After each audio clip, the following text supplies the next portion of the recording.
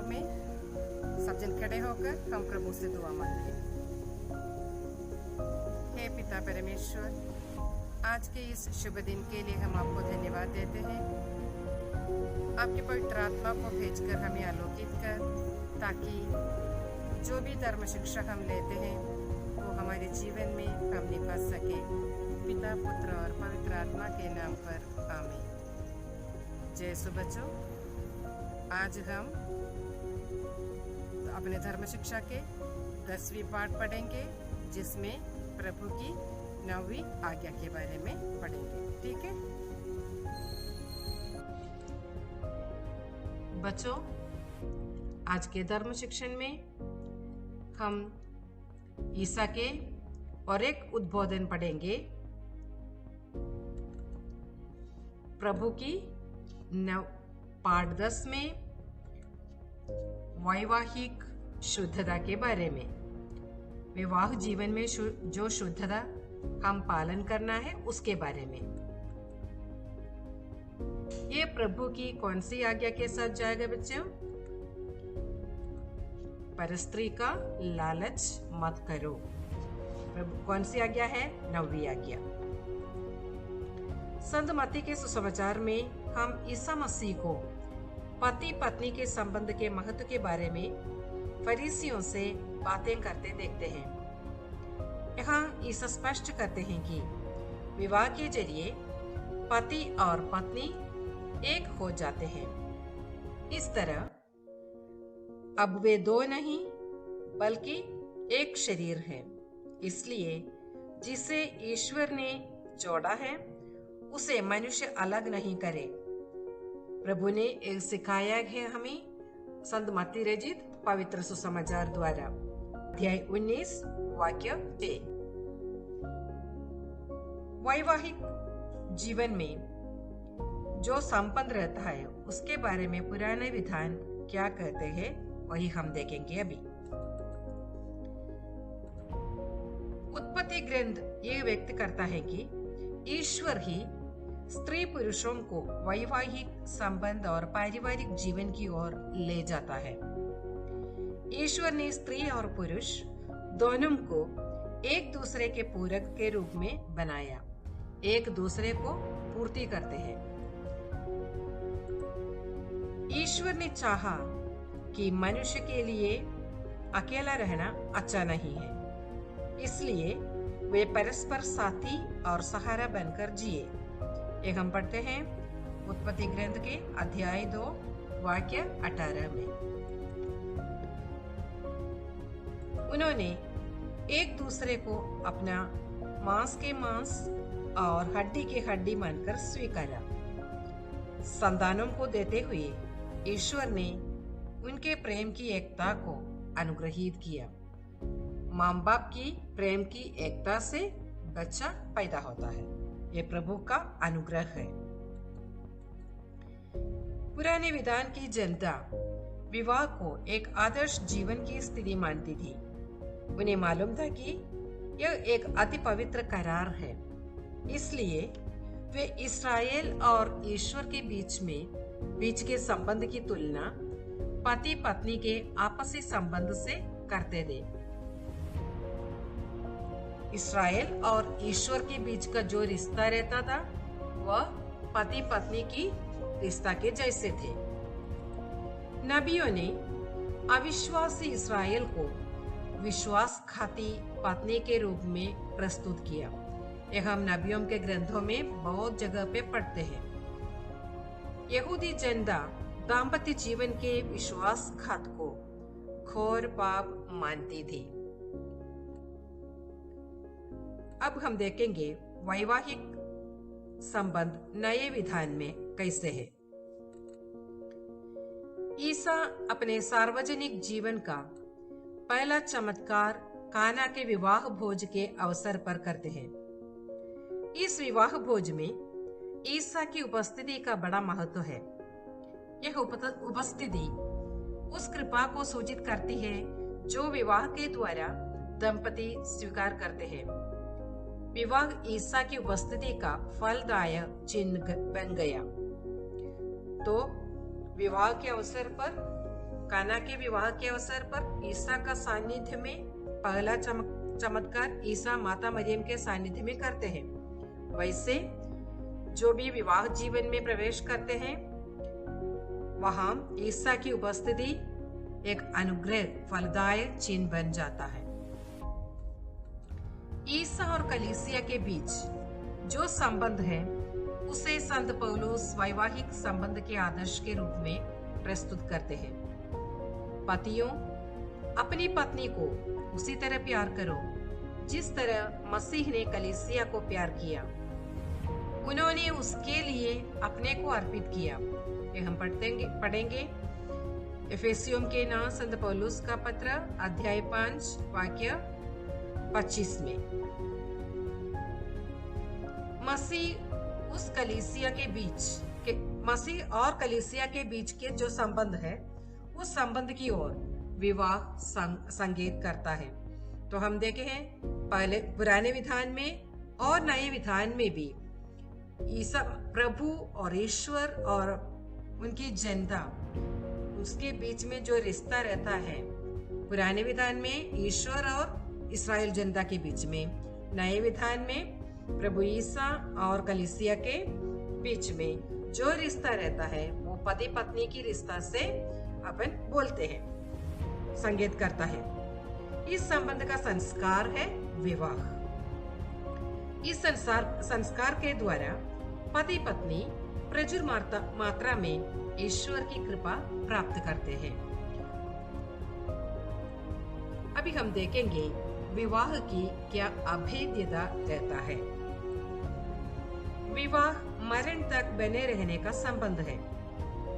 स्त्री और पुरुष के बीच के संबंध से अतिरिक्त वे दोनों विवाह के द्वारा मसीह में एक बन जाते हैं, चूंकि ईश्वर ही यह संबंध जोड़ता है, इसलिए इसे अलग नहीं किया जा सकता है। इसको विवाह की अभेद्यता कहते हैं। हम क्रिस्तियों को हमारी विवाह संस्कार प्रभु की एक अनुग्रह है। तो प्रभु ने जो जोड़ा है, स्त्री और पुरुष को विवाह के संस्कार से जुड़ा है, वो हम मनुष्य अलग नहीं कर सकते हैं। यह है विवाह की अभेद्यता। लेकिन आजकल हम देखते हैं बहुत टूटते पारिवारिक संबंध। अब हम देखेंगे इसका क्या क्या कारण होता है। मनुष्य के आपसी संबंधों में सबसे पवित्र है वैवाहिक संबंध। आधुनिक युग में पारिवारिक संबंधों के शिथिल होने का मुख्य कारण वैवाहिक पवित्रता की उपेक्षा है। वैवाहिक जीवन में जो पवित्रता होना है, आजकल वो बहुत शिथिल हो जाते हैं। वैवाहिक शुद्धता मुख्यतः अविश्वस्तता के कारण भंग होती है। एक दूसरे के लिए संपूर्ण रूप से समर्पित है पति और पत्नी, लेकिन इस करार में जब अविश्वस्तता आते हैं तभी पारिवारिक जीवन टूट जाते हैं। धन, सौंदर्य आदि को वैवाहिक जीवन का आधार मानने पर पारिवारिक संबंध टूटने लगते हैं।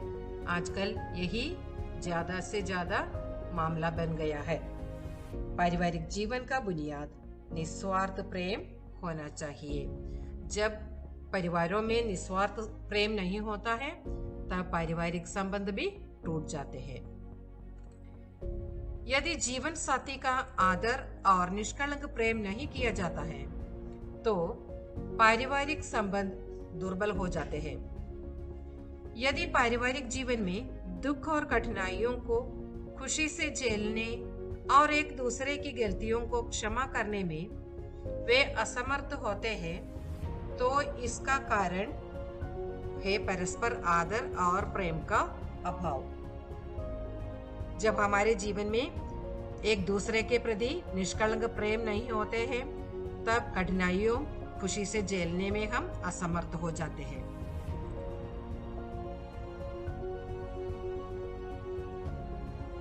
चाहे मुसीबतों कितनी भी बड़ी क्यों न हो, विवाहितों को एक शरीर और एक मन होकर जीवन बिताना चाहिए। स्वार्थदाही अक्सर दंपतियों को विवाह विच्छेद के लिए प्रेरित करती है। विवाह विच्छेद समाज के सुव्यवस्था को ठोस पहुंचाता है। विवाह विच्छेद का बुरा असर सबसे ज्यादा बच्चों पर पड़ता है। जब माँ बाप के बीच में विवाह विच्छेद होता है, कौन बीच में पड़ते हैं? बच्चे बीच में पड़ेंगे। इसके द्वारा माता पिता के प्रेम और संरक्षण से बच्चे वंचित रह जाते हैं। ईसा ने निसंदेह सिखाया कि विवाह विच्छेद की अनुमति नहीं है।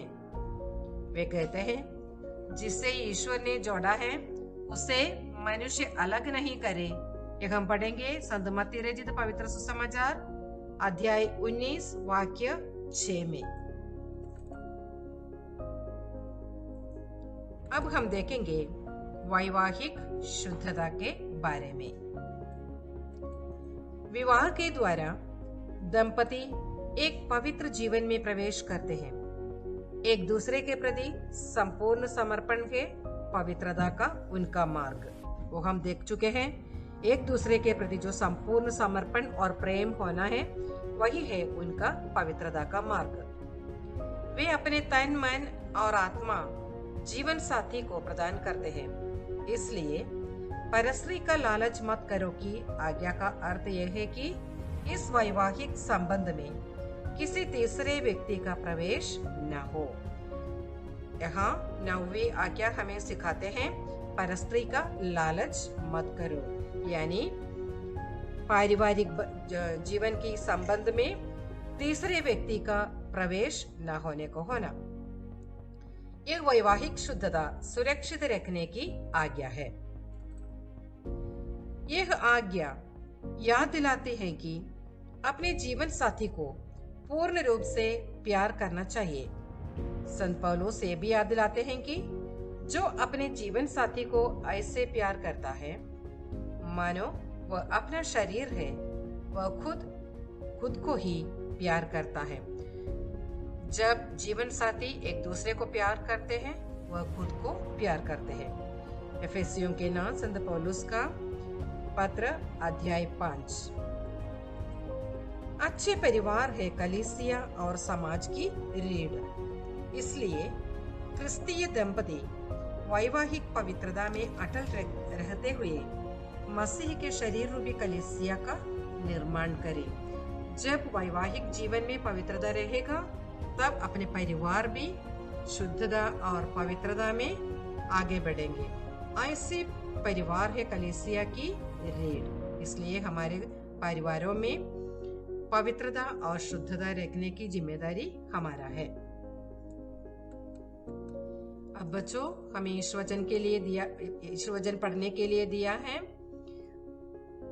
उत्पत्ति ग्रंथ अध्याय 2 वाक्य 22 से 24 तक। और हमारा मार्गदर्शन के लिए दिया हुआ पवित्र वचन है, धन्य है वे जिनका हृदय निर्मल है, वे ईश्वर के दर्शन करेंगे। संत मत्ती रचित पवित्र सुसमाचार अध्याय 5 वाक्य 8। हम विशेष करके क्या करेंगे? पारिवारिक संबंध सुदृढ़ बनाने के लिए क्या क्या जरूरी है, हम इस पर 5 वाक्य लिखेंगे। अपने बुक में लिख के रखना और करना भी। हमारा निर्णय क्या होगा?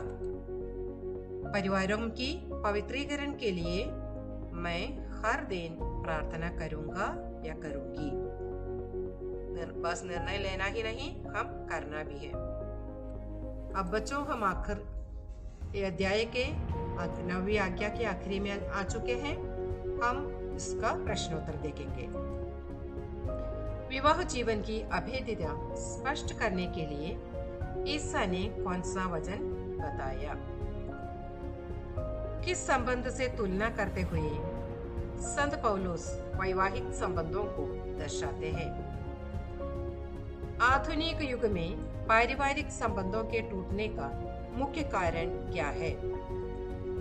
विवाह विच्छेद का दुष्परिणाम सबसे अधिक किसको भोगना पड़ता है, क्यों? अच्छे परिवार है, कलीसिया और समाज की रीढ़ स्पष्ट कीजिए। तो बच्चों, अब हम ये 9वीं आज्ञा अपने जीवन में पालन करेंगे और हमारे परिवार को पवित्र और शुद्ध रखेंगे। ठीक है? तो बच्चों, आज हम पवित्रता के बारे में पढ़े हैं। हम प्रभु से दुआ मांगे कि हम भी अपने जीवन में पवित्र रहें। हे पिता, पुत्र, पवित्र आत्मा, त्रित्वैक देव, हम आपको धन्यवाद देते हैं। हम आपसे यही दुआ मांगते हैं, हमारा शरीर पवित्र आत्मा की आलय मानकर हमेशा हमारे जीवन पवित्रता में रखें। पिता, पुत्र और पवित्र आत्मा के नाम पर।